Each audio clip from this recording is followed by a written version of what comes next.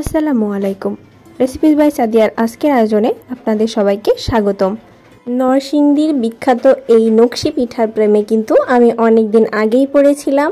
পছন্দের এই পিঠাটি তৈরি করার জন্য আমি বিভিন্ন সময় বিভিন্ন রেসিপি ফলো করে দেখেছি এবং যেই রেসিপিতে পারফেক্ট আমি এই নকশি পিঠাটা তৈরি করতে পেরেছি, একদমই মুচমুচে এবং রসালো সফট একটা পিঠা তৈরি করতে পেরেছি। ঠিক সেই রেসিপিটাই আপনাদের সাথে আজকে শেয়ার করব। নরসিংদীর আপু ভাইয়ারা যারা আছেন আমার চ্যানেলের ভিডিও দেখলে অবশ্যই আমার ভ্রান্তিগুলো কমেন্ট বক্সে এসে জানিয়ে দেবেন। আর আজকের রেসিপি আপনাদের জন্য যারা এই পিঠার প্রেমে পড়েছেন কিন্তু এখনও তৈরি করতে পারেন না। আমি এখানে শুকনো আতপ চালের গুঁড়া নিয়েছি। আমি শুকনোটাই নিয়েছি, ঘরে ছিল সংরক্ষণ করা সেটা। এখন আমি এটাকে শুকনো খোলায় ভালো মতো একটু ভেজে নেব। চুলার আঁচটা এই পর্যায়ে মিডিয়াম টু মিডিয়াম লো আছে। আপনারা কিন্তু এই আটাটা বা চালের গুঁড়োটা ভাজার সময় অনবরত নেড়েচেড়ে ভাজবেন। যদি তা না হয় তাহলে নিচের থেকে চালের গুঁড়োর কালারটা হলদেটে বা পোড়া লেগে যেতে পারে, এতে করে পিঠার কালারটা ভালো হবে না। তাই অনবরত নেড়েচেড়ে পিঠার এই আটাটাকে একদম শুকনো করে মানে ঝরঝরে করে ভেজে নিতে হবে। আপনারা কিন্তু শেষ পর্যায়ে আমি একটু দেখিয়ে দেব। আটার এই গুঁড়িটা আপনি যখন এভাবে নাড়তে থাকবেন, আপনি প্রথম পর্যায়ে যেরকম নাড়বেন খুন্তি দিয়ে যেই ফিলটা হবে সেরকমটা হবে না। আটাটা কেমন একটা পিছলা ধরনের হয়ে যাবে এবং খুবই হালকা অনুভব হবে। ওই পর্যায়ে আমি চালের গুঁড়াটা নামিয়ে রেখেছি। এখন দিয়ে দিচ্ছি পানিটা আমি ভালো মতো বলক তুলে নেব, একদম টকবগে করে ফুটিয়ে নেব। যারা আমার চ্যানেলে নতুন এসেছেন তারা অবশ্যই চ্যানেলটিকে এই পর্যায়ে সাবস্ক্রাইব করে রাখুন, যাতে পরবর্তীতে ভিডিও আপলোড করলে আপনাদের কাছে নোটিফিকেশন পৌঁছে যায়। পানিতে বলক চলে এসেছে। এখন আমি যে চালের গুঁড়িটা রেখেছিলাম সেটার সাথে পর্যাপ্ত পরিমাণ লবণ মিশিয়ে রেখেছি। আর এই পানিটা অল্প অল্প দিব এবং একটা মিডিয়াম একটা ডো তৈরি করব, যেটা একেবারে হার্ড হবে না, তবে মোটামুটি একটু শক্ত টাইপের ডো হবে এটা। তবে অবশ্যই আপনাদের খেয়াল রাখতে হবে পানিটা যেন বেশি না হয়ে যায় এবং গরম থাকতেই এই ডোটাকে আপনাদেরকে খুব ভালোভাবে হাত দিয়ে চেপে মেখে নিতে হবে। ডোটা মেখে নেওয়ার পরে আমি আলতো করে হাতে একটু তেল মাখিয়ে ডোয়ের উপর থেকে লাগিয়ে রেখেছি। এখন ঢেকে রাখবো। আমি এই পর্যায়ে ছোট ছোট লেচি করে একটু পুরু আকারে বেলে নেব।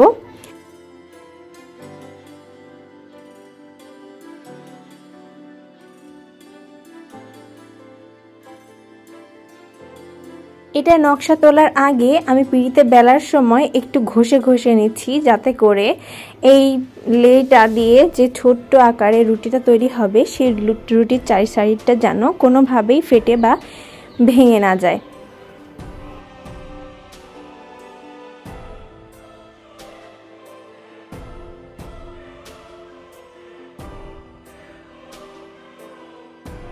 আপনাদের কাছে যদি দাগ ছাড়া বেলুন থাকে, মানে যে বেলনিটা দিয়ে আমি বেলছি এটার গায়ে কিন্তু একটা জিগজ্যাগ দাগ আছে, যদি আপনাদের কাছে এই জিগজ্যাগ দাগ ছাড়া বেলুন থাকে তাহলে সেটা দিয়ে বেলে নেওয়ার চেষ্টা করবেন। তার কারণ উপরের দাগটা না হলে আপনি যে নকশায় তুলবেন সেটা কিন্তু একদম পারফেক্ট আসবে।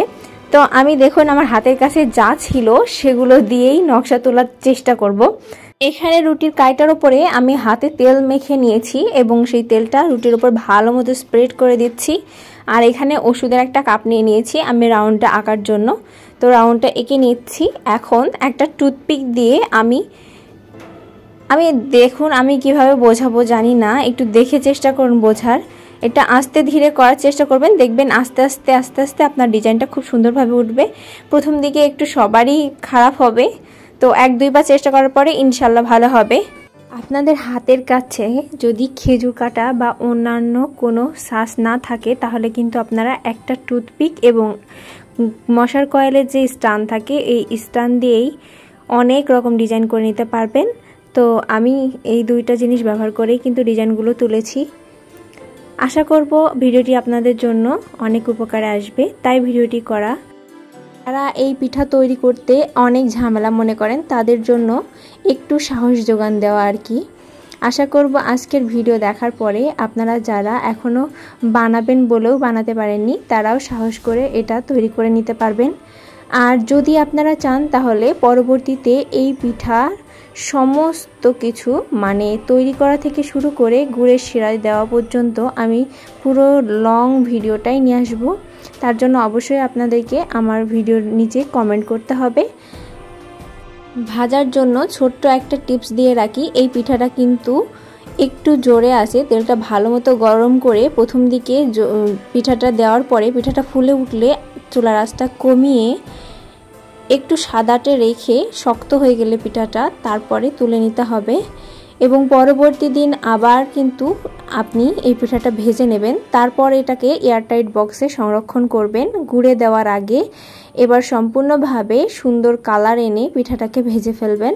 তারপর গরম পিঠাটায় হালকা গরম গুড়ের সেরাই দিয়ে আপনি সার্ভ করবেন। এই পিঠাটা এতটা মজার যা মুখে দিলে একদম মিলিয়ে যাবে এবং মুচমুচেও থাকবে।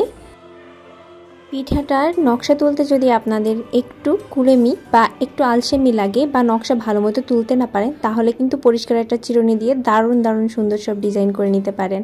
আমার আজকের রেসিপি যদি আপনাদের সামান্য পরিমাণে উপকারে এসে থাকে, তাহলে অবশ্যই একটা সাবস্ক্রাইব করার অনুরোধ তো করতে পারি, তাই না? আশা করব ডিজাইনটা এবং পিঠার রেসিপি আপনাদের ভালো লেগেছে। পরবর্তীতে আবারও দেখা হবে অন্য কোনো ভিডিওতে। আজকে এই পর্যন্তই, কথা হবে পরবর্তী কোনো রেসিপিতে। আপনারা ভালো থাকবেন, আমাদের জন্য দোয়া করবেন। আল্লাহ হাফেজ।